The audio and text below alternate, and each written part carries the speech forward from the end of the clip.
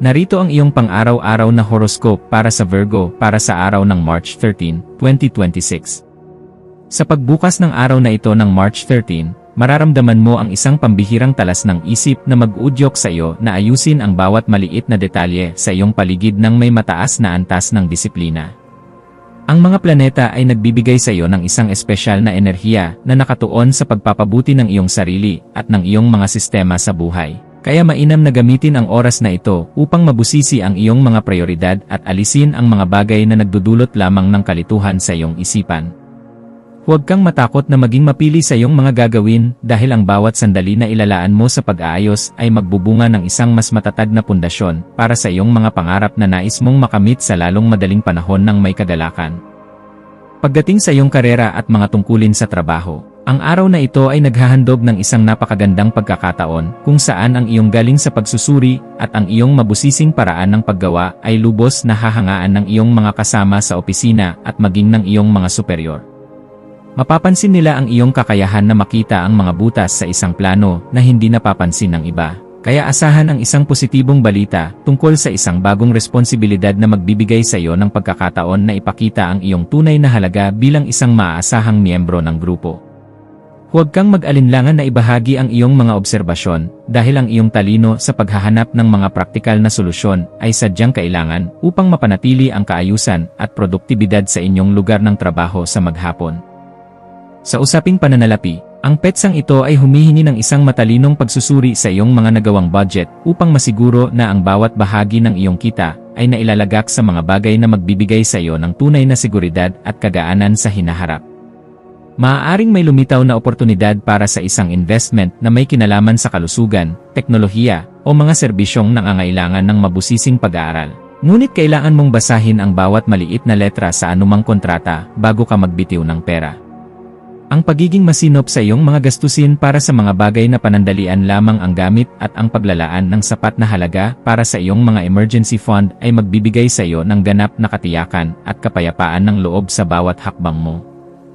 Ang aspeto ng pag-ibig at pakikipag-ugnayan para sa Virgo ay nasa isang yugto ng napakalalim na pagkakaintindihan at pagpapahalaga sa mga simpleng kilos kung saan ang iyong puso ay naghahangad ng isang relasyon na puno ng kislap ng respeto at sapat na malasakit. Ang pagpapakita ng iyong pagmamahal sa pamamagitan ng pagtulong sa mga gawain ng iyong kapareha o ang pakikipag-usap ng mahinahon tungkol sa inyong mga pangarap para sa kaayusan ng inyong pagsasama ay lalong magpapatatag sa inyong ugnayan sa bawat sandali. Para sa mga naghahanap pa ng makakasama, ang iyong malinis at kagalang-galang na aura ay magsisilbing magnet para sa mga taong naghahangad ng isang partner na may matibay na paninindigan at marunong magpahalaga sa ganda ng isang organisadong pamumuhay. Ang iyong kalusugan ay dapat maging isa sa iyong mga pangunahing prioridad sa pamamagitan ng pagbibigay ng sapat na atensyon sa iyong digestive system at sa iyong pangkalahatang antas ng enerhiya na maaaring makaramdam ng pagod dahil sa iyong sobrang pag-isip. Ang iyong katawan ay humihiling ng sapat na pahinga at pagkain ng mga pagkaing nagpapakalma sa iyong sikmura upang mapangalagaan ang iyong ningning habang tinatapos mo ang iyong mga mabusising obligasyon ng may sapat na katuwiran at lakas. Ang pagsasagawa ng mga ehersisyong nagpapaunlad ng iyong flexibility, gaya ng yoga, o ang simpleng paglalakad ng tahimik sa isang malinis na parke ay makakatulong upang mailabas ang mga negatibong vibes at mapalitan ito ng sariwang inspirasyon na magpapabuti sa iyong pakiramdam. Sa iyong pakikipagkapwa-tao, ang iyong papel bilang isang matalinong tagapayo at mapagkakatiwalaang kaibigan ay magiging sentro ng atensyon, lalo na sa mga taong nangangailangan ng iyong mabusising pananaw upang maresolba ang kanilang sariling mga kalituhan sa buhay. May isang kakilala o malapit na kasama na maaaring lumapit sa iyo upang humingi ng tulong tungkol sa kung paano mag-aayos ng kanilang schedule o kung paano haharapin ang isang komplikadong issue, at ang iyong mga salita ay magsisilbing gabay na mahalaga. Maging mapagmasid sa bawat pakikipag-usap dahil ang bawat impormasyon na iyong ibabahagi ay nagtataglay ng kapangyarihan na makapagpabago ng pananaw ng iba nang may sapat na paggalang sa kanilang sariling kakayahan at kalayaan sa bawat kilos. Ang iyong malikhaing isipan ay magkakaroon ng pambihirang kislap sa hapon, lalo na sa mga gawaing may kinalaman sa pagsusulat, pag-aayos ng datos, o anumang paraan ng pagpapahayag na nagpapakita ng iyong pagiging mabusisi sa sining ng katotohanan. Huwag mong limitahan ang iyong sarili sa mga karaniwang pamamaraan lamang. Bagkus ay subukan ang mga makabagong estilo na magpapakita ng iyong galing habang pinapanatili ang kalidad at dangal ng iyong mga gawa para sa iyong sariling kaganapan at tagumpay. Ang pagbuo ng isang bagay na may layuning magbigay ng kalinawan at saya sa pakiramdam ng marami sa pamamagitan ng iyong mga natatanging talento ay nagbibigay sa iyo ng ganap na kagalakan na sadyang napakahalaga para sa iyong asenso sa mundong ito. Para sa pamilya, asahan ang isang kaganapan sa loob ng tahanan na mangangailangan ng iyong pagiging mahinahon upang maging maayos ang takbo ng inyong samahan sa kabila ng mga posibleng maliliit na usapin tungkol sa inyong mga tungkulin sa bahay.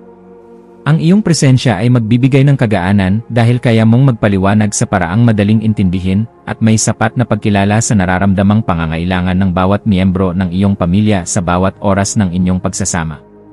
Maging mapagpatawad sa mga pagkukulang ng iyong mga mahal sa buhay at maging isang gabay na laging handang tumulong sa pag-aayos ng anumang aberya. Dahil ang matatag na pundasyon sa loob ng tahanan ang tunay mong sandigan sa bawat hamon na inyong haharapin. Ang iyong intuwisyon ay magsisilbing isang matalas na kumpas sa pagpapasya tungkol sa isang bagong oportunidad na may kinalaman sa iyong personal na paglago o sa pagpapaganda ng iyong sariling kasanayan sa pakikipag-ugnayan sa mga taong may malalim na karanasan. Kung may nararamdamang udyok na ayusin ang iyong mga kagamitan sa trabaho o bumili ng mga kagamitan na magdadala ng higit na kaayusan sa iyong paligid, gawin ito ngayon dahil ang daloy ng enerhiya ay pabor sa mga gawaing nagdadala ng bagong simula. Ang iyong panloob na boses ay malakas na nagpapaalala na handa ka na para sa isang mas mataas na antas ng kaganapan sa iyong pagkatao. Kaya pakinggan ito, at huwag hayaang ang mga alinlangan ay humadlang sa iyong asenso patungo sa tagumpay. Sa aspeto ng edukasyon at pagkuha ng karunungan, ang iyong isipan ay magiging kasing talas ng isang kidlat na handang unawain ang bawat komplikadong impormasyon upang mahanap ang pinakaugat ng katotohanan sa iyong mga pinag-aralan ngayong araw na ito. Gamitin ang panahong ito upang magbasa ng mga materyales na magpapalawak ng iyong pangunawa sa mga usaping may kinalaman sa kalusugan, agham, o sa mga paraan ng wastong pamumuhay dahil ang mga ito ay sadyang makakatulong sa pagpapabuti ng iyong disposisyon. Ang bawat impormasyon na iyong matututunan ay magsisilbing hiyas sa iyong isipan, kaya huwag kang titigil sa paghahanap ng liwanag hanggang sa marating mo ang ganap na kalinawan na iyong matagal nang hinahanap para sa iyong seguridad.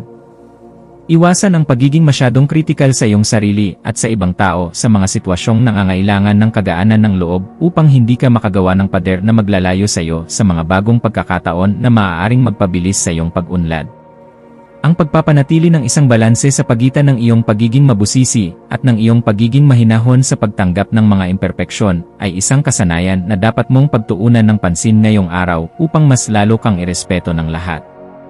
Ang pagpili sa kung ano ang nakakabuti sa iyong pangmatagalang mithiin nang hindi isinasakripisyo ang iyong mga prinsipyo ay magbibigay sa iyo ng mas mabilis na resulta at mas malalim na kagalakan sa bawat sandali ng iyong pakikipagsapalaran. Ang iyong espiritual na aspeto ay nangangailangan din ng pagkalinga sa pamamagitan ng paghahanap ng sandali ng katahimikan sa gitna ng iyong abalang schedule upang muling makakonekta sa iyong panloob na lakas na nagbibigay ng direksyon sa iyong buhay. Ang pagninilay-nilay tungkol sa iyong mga tunay na hangarin para sa isang makabuluhang pamumuhay na puno ng kislap ng katotohanan ay magbibigay sa iyo ng sagot kung bakit kailangan mong maging matatag at kung paano mo magagamit ang iyong talino para sa kabutihan. Ang pagpapasalamat sa bawat biyaya, maliit man o malaki, na iyong natatanggap ay magbubukas ng pinto para sa mas marami pang milagro, kaya panatilihin ang iyong integridad at ang iyong pagiging marangal sa lahat ng pagkakataon na ibinibigay sa iyo. Maging mapagmasid sa mga dokumento, email, o mga mensaheng iyong matatanggap ngayong hapon, lalo na ang mga may kinalaman sa iyong mga personal na proyekto, kontrata sa trabaho, o mga legal na usapin na may kinalaman sa iyong mga ari-arian, at siguraduhin na naintindihan mo ang bawat detalye. Ang paghingi ng payo sa mga taong may sapat na karanasan sa iyong larangan o sa iyong mga mentor ay isang matalinong hakbang na dapat mong gawin upang maprotektahan ang iyong mga interes at ang iyong pinaghirapan sa loob ng mahabang panahon. Ang pag-iingat sa ganitong mga usapin ay magbibigay sa iyo ng kapanatagan na ang iyong mga hakbang ay nasa loob ng katuwiran at hindi ka malalagay sa alanganin dahil lamang sa kakulangan sa pagsusuri. Sa pagdating ng gabi, maglaan ng oras upang ayusin ang iyong kapaligiran at ang iyong isip sa pamamagitan ng paggawa ng mga bagay na nagpapakalma sa iyong sistema gaya ng paggawa ng to-do list para sa susunod na araw o ang pag-aayos ng iyong silid tulugan. Ang kaayusan sa iyong kapaligiran ay direktang nakakaapekto sa iyong pakiramdam, Kaya ang pagliligpit ng iyong mga kagamitan at ang pag-aayos ng iyong paligid ay makakatulong upang maalis ang mga tensyon sa iyong isipan na dulot ng sobrang pagpapakapagod sa maghapon. Ang pagpapasalamat sa bawat tagumpay na iyong nakamit sa araw na ito ay magpapanatili sa iyong positibong disposisyon, na siyang magsisilbing magnet para sa mas magagandang balita na darating sa iyong pintuan bukas para sa iyong patuloy na ikaunlad at kagaanan. Bilang huling payo para sa iyo, laging tandaan na ang tunay na lakas ay matatagpuan sa pagkakaroon ng isang mapayapang puso na laging handang umunawa sa sarili at sa ibang tao nang may sapat na pagmamahal sa bawat sandali ng iyong pagkilos. Manatiling nakatutok sa iyong sariling landas habang nagpapakita ng malasakit sa mga taong nasa paligid mo, dahil ang kaganapan ng iyong pagkatao ay matatagpuan sa pagbabahagi ng iyong liwanag ng may dangal sa lahat ng pagkakataon na ibinibigay sa iyo. Hayaang ang liwanag ng karunungan ang maging gabay mo sa pagtahak sa daan ng iyong mga adhikain, at maniwala ka na sa bawat pagsusumikap mo na magpakita ng kabutihan, mayroong magandang bukas na naghihintay para sa iyo sa bawat sandali ng iyong buhay. Ang iyong mga maswerteng numero para sa araw na ito ay 3, 8,